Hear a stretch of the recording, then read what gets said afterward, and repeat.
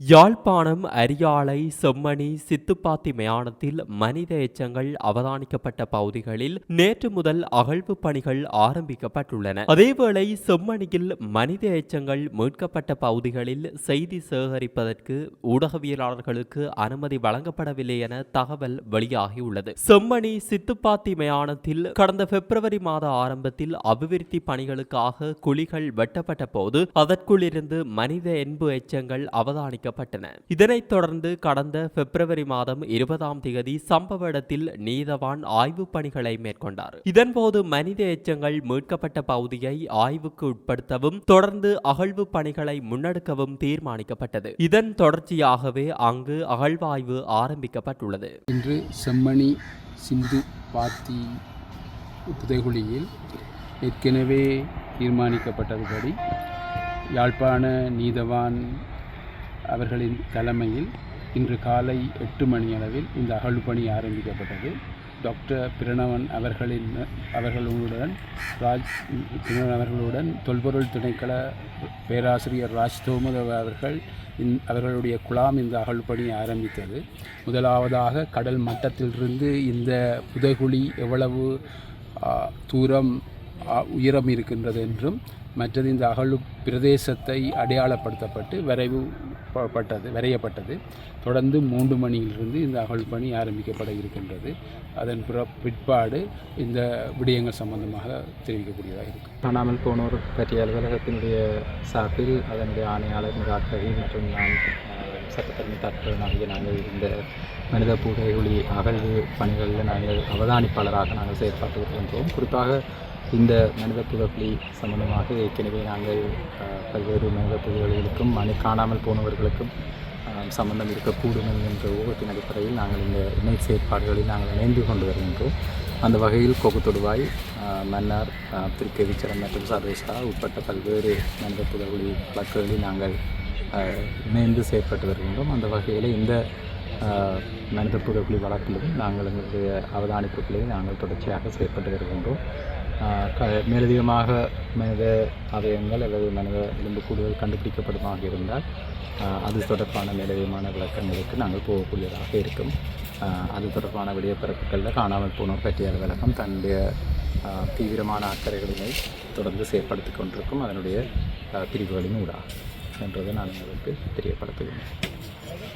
இந்த மனித புதைகுழி சம்பந்தமான அகழ்வு பணிகளுக்கான நிதி அமைச்சினால் தான் வழங்கப்படுகின்றது. அது தொடர்பான பரிந்துரைகளை காணாமல் போனோர் பற்றிய அலுவலகம் வழங்கி வருகின்றது. இந்த குறிப்பிட்ட நிதி கோரிக்கையும் சம்பந்தப்பட்ட நீதிமன்றத்தால் கோரிக்கப்பட்டு குறிப்பிட்ட குழாமினரால் பாதுகாப்பு தயாரிக்கப்பட்டு அது வழங்கப்பட்டு ஏற்கனவே முதற்கட்டத்துக்கு தேவையான நிதி முற்றுமுழுதாக நீதிமன்றங்களுக்கு விடுவிக்கப்பட்டிருக்கிறது. பேய்கள் அரசாண்டால் சாத்திரங்கள் பிணம் தின்னுமாம். அதுபோலதான் இலங்கையில் சிங்கள பௌத்த மேலாண்மையின் நிகழ்ச்சி நிரலில் நிகழ்த்தப்பட்ட படுகொலைகளின் பட்டியல் மிக நீளம். அதிலும் குறிப்பாக இராணுவமும் அதன் துணை குழுக்களும் இணைந்து நடத்திய படுகொலைகளின் நீண்ட பட்டியலில் இந்த மனித படுகொலிகளும் ஒரு பகுதி. மன்னார் முதல் மாத்தளை வரை ஒரே கதைதான்.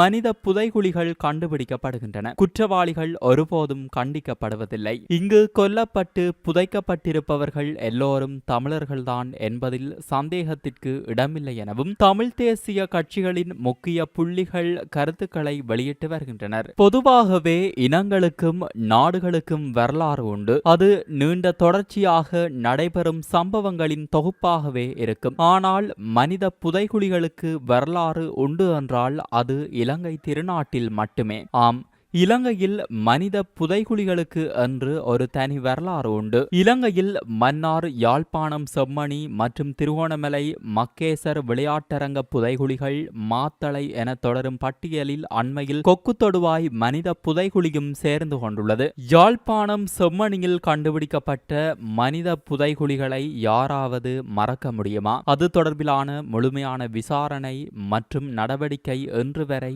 இல்லை என்பதே உண்மை. செம்மணியில் கிருஷாந்தியின் மரணத்தின் பின் வெளிவந்த ரகசியங்கள் போல கடந்த 2 வருடங்களுக்கு முன்னர் நீர் வழங்கல் வடிகாலமைப்பு சபை தோண்டிய கிடங்கில் வெளிப்பட்டது இன்னுமொரு ஈழத்தமிழரின் அவலத்தின் குறியீடான கொக்கு தொடுபாய் புதைகுழி. செம்மணி மனித புதைகுழி அகழ்வு இடம்பெற்ற காலப்பகுதியில் குறித்த பகுதி மறைக்கப்பட்டு இரவிரவாக கனரக வாகனங்கள் மூலம் அகழ்வு மேற்கொள்ளப்பட்ட நிலையில் அதனை மூடி மறைப்பதற்கும் ஆதாரங்களை அளிப்பதற்கும் பல்வேறு முயற்சிகள் அப்போதைய அரசாங்கங்களால் மேற்கொள்ளப்பட்டு வந்தது. அவ்வாறான நிலையில் 5 மனித உரிமை அமைப்புகள் நாடு தழுவிய அளவில் நடத்திய ஒரு ஆய்வில் மனித புதைகுழிகளின் பின்னணியிலுள்ள உண்மைகளை கண்டறிவதில் இலங்கை அரசின் தோல்வியை அம்பலப்படுத்தியுள்ளது. மிகவும் சிரத்தையுடன் ஆழமாக செய்யப்பட்ட இந்த ஆய்வில் அந்த விசாரணைகள் தொடர்பில் அரசின் தொடர்ச்சியான தலையீடு சீரான வகையில் இருந்துள்ளதை அம்பலப்படுத்தியுள்ளது. வலிந்து காணாமல் ஆக்கப்பட்டவர்கள்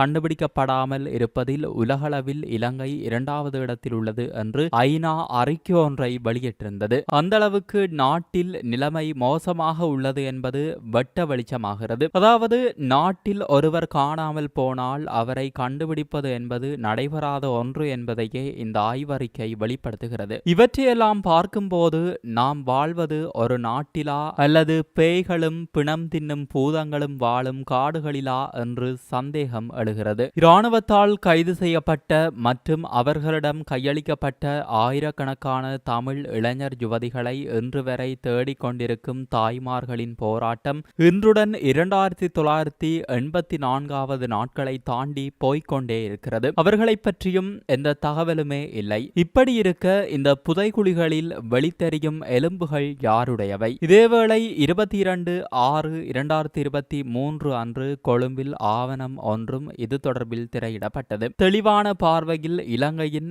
மனித புதைகுழிகளின் பின்னால் இருக்கும் உண்மைகள் எனும் தொனிப்பொருளில் தயாரிக்கப்பட்ட இந்த ஆவணப்படம் ஊடகவியலாளர்கள், மனித உரிமைகள் ஆர்வலர்கள், காணாமல் போனோரின் உறவினர்கள் மற்றும் இதர பிரமுகர்கள் முன்னிலையில் திரையிடப்பட்டது. இதில் இலங்கையில் காணாமல் போனவர்கள் மற்றும் மனித புதைகுழிகள் ஆகியவை இடையேயான தொடர்பு, பாதிக்கப்பட்ட குடும்பங்கள் மற்றும் நெருக்கமானவர்கள் தெரிவிக்கும் கருத்துக்கள் மூலம் தெளிவாக வெளிக்கொண்டு வரப்பட்டது. பல்வேறுபட்ட தரவுகள் மற்றும் சான்றுகள் மூலம் விசாரணைகளில் அரசின் தலையீடும் மற்றும் அதை முடிக்க முயன்ற செயல்கள் ஆகியவை வெளியுலகிற்கு தெரியப்படுத்தப்பட்டது. இதற்கு ஆவணப்படத்தில் கோட்டாபய ராஜபக்ஷ சந்தேகத்திற்குரிய பங்கு மீண்டும் வெளிச்சம் போட்டு காட்டப்பட்டது. இது போன்ற செய்திகளை தெரிந்து கொள்ள சமூகம் நியூஸ் சேனலை சப்ஸ்கிரைப் செய்து அருகில் உள்ள பெல் பட்டனை கிளிக் செய்யுங்கள். மேலும் இது போன்ற செய்திகளை உடனுக்குடன் தெரிந்து கொள்ள சமூகமீடியா.com என்ற இணையதளத்தின் வாயிலாகவும் எங்களுடன் இணைந்திருங்கள்.